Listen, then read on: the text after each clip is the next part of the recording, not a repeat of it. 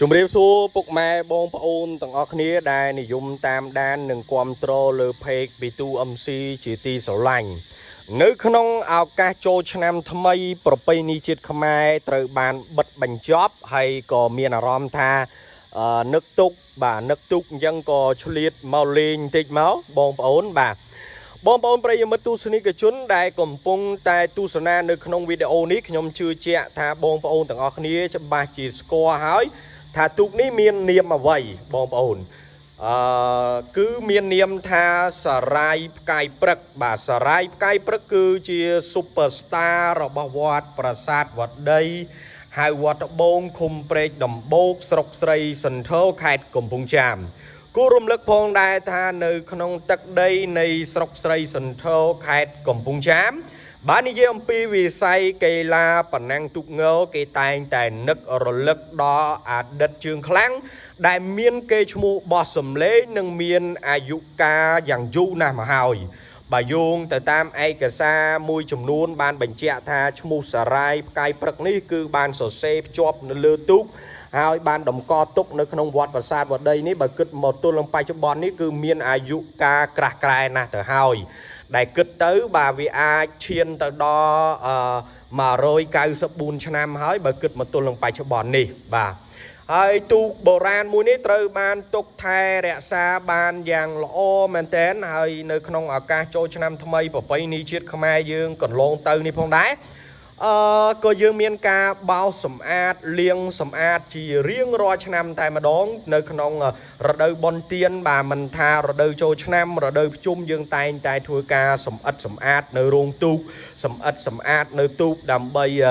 សម្រាប់ឲ្យភ្ញៀវដែលគាត់មកលេងវត្តយើងហើយជាពិសេសអ្នកគាំទ្រទូកងសារាយផ្កាយព្រឹកហ្នឹងគាត់មកគាត់មានអារម្មណ៍ស្រស់ស្រាយមានអារម្មណ៍ល្អបន្តការឧបត្ថម្ភគាំទ្រទៀតដោយសារតែយើងបានយកចិត្តទុកដាក់ទៅលើទូកហើយបងប្អូនទស្សនិកជននៅពេលដែលយើងបានមកដល់រោងទូកងសារាយផ្កាយព្រឹកនេះណាយើងមានអារម្មណ៍ស្រស់ស្រាយមែនទែននៅមុខរោងទូកនេះគឺអមទៅដោយធម្មជាតិមានដើមឈើមានដើមពោធិ៍ដើមកគីដើមច្រេះអីចឹងទៅជាពិសេសនោះគឺមានសូរសំឡេងនៅសត្វរៃស្រែកត្រហឹងអើងកងប្រៀបបានទៅនឹងរៃច្រៀងឲ្យយើងស្ដាប់ចឹងណាហើយមួយគ្រឿងនេះបងប្អូនមួយគ្រឿងនេះគឺជាទូកងសារាយផ្កាយព្រឹកវែងដែលបងប្អូនធ្លាប់តែឃើញនៅតាមបណ្ដាញសង្គម Facebook ក៏ធ្លាប់ឃើញនៅតាមកញ្ចក់ទូរទស្សន៍ជាតិតកយើងតែតែធ្វើការផ្សាយនៅកម្មវិធីបុណ្យអុំទូកយើងឃើញហើយថាទូកនេះចូលរួមប្រកួតជារៀងរាល់ឆ្នាំតែម្ដងមិនដែលអាក់ខានទេតែយ៉ាងណាក៏ដោយទូកនេះដោយសារតែមានសភាពទ្រុឌទ្រោមអាយុកាលក៏ក្រាស់ក្រែរួមទាំងចំណុះនោះបានត្រឹមតែ67នាក់គណៈកម្មការក៏សម្រេចឲ្យដាក់ចូលនិវត្តន៍តែយើងចូលនិវត្តន៍អត់បានដោយសារតែកាលពីឆ្នាំទៅនោះគឺទូកថ្មីយើងធ្វើមិនទាន់ហើយដោយឡែកនៅក្នុងឆ្នាំ2025នេះវិញទូកនេះប្រហែលជានឹងត្រូវដាក់តម្កល់ឲ្យនៅលើបង្គោលសិនហើយប្រហែលជាទុកសម្រាប់តែលេងកំសាន្តតាមតំបន់នានាទេហើយរីឯទៅរាជធានីភ្នំពេញយើងនឹងយកទូកថ្មីទៅហើយបើនិយាយពាក់ព័ន្ធទៅនឹងទូកថ្មីចំពាក់វគ្គវិនទៅនឹងទូកថ្មីវិញបងប្អូនច្បាស់ជាសួរបន្តទៀតថាចោះទូកថ្មីហ្នឹងពេលណាទើបធ្វើហើយឥឡូវនេះក៏យើងចង់ជម្រាបជូនដំណឹងនេះផងដែរបងប្អូនប្រិយមិត្តទស្សនិកជនទាំងអស់គ្នាដែលជាអ្នកគាំទ្រស្នេហាវិស័យកីឡាប៉ណាំងទូកជាពិសេសអ្នកគាំទ្រទូកងសារាយផ្កាយព្រឹកសូមជ្រាបថា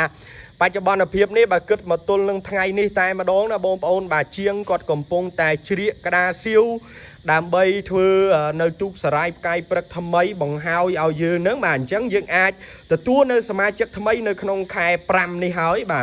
ហើយណាមួយទៀតគណៈកម្មការគាត់កំពុងគិតថាគួរតែពង្រីករោងបែបណាដើម្បីដាក់មួយគ្រឿងទៀត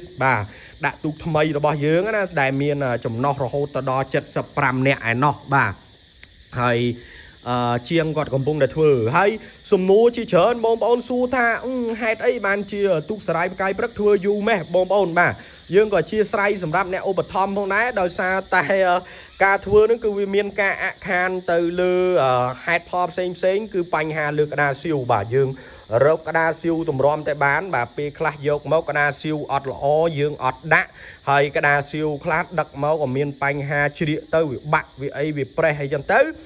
យើងអត់ត្រូវការដោយសារតែយើងមានរបស់លេងហើយការធ្វើដោយព្រឹត្តព្រៀងនេះយើងសុកចិត្តចំណាយពេលវេលាយូរបន្តិចតែចង់ឲ្យបានរបស់ល្អតម្កល់ទុកឲ្យបានយូរបាទមិនមែនលេងតែមួយថ្ងៃពីរថ្ងៃទេហើយយើងចង់ឲ្យវាយូរអង្វែងហ្នឹងក៏ដោយសារតែហេតុបាទទូកសារាយផ្កាយព្រឹកគឺទទួលបានការឧបត្ថម្ភពីសប្បុរសជនតិចក្តីច្រើនក្តីបូកចូលគ្នាទៅបានកើតចេញជាសមិទ្ធផលនេះអញ្ចឹងសមិទ្ធផលមួយដែលជាសមិទ្ធផលរួមយើងមិនចង់ឲ្យវាស្ទើរគុណភាពណាយើងនិយាយចេះតែមកទៅយើងចង់ឲ្យវាមានគុណភាពល្អបាទអញ្ចឹងទើបយើងសម្រេចថាអូយើងសេរីថាឲ្យតតែបានល្អសម្រាប់បងប្អូនអ្នកគ្រប់គ្រងទៅបាទអញ្ចឹងនៅក្នុងវីដេអូនេះគឺមានតែប៉ុណ្្នឹងទេបងប្អូនសូមអរគុណសូមជម្រាបលាជួបគ្នាជាមួយសមាជិកថ្មីទូកងសារាយផ្កាយព្រឹកនៅក្នុងអំឡុងខែ5នេះបាទសូមអរគុណសូមជម្រាបលាជួយចែករំលែកវីដេអូនេះទាំងអស់គ្នាដើម្បីជាការលើកកម្ពស់វិស័យកីឡាប៉ាណាំងទូកនៅកម្ពុជា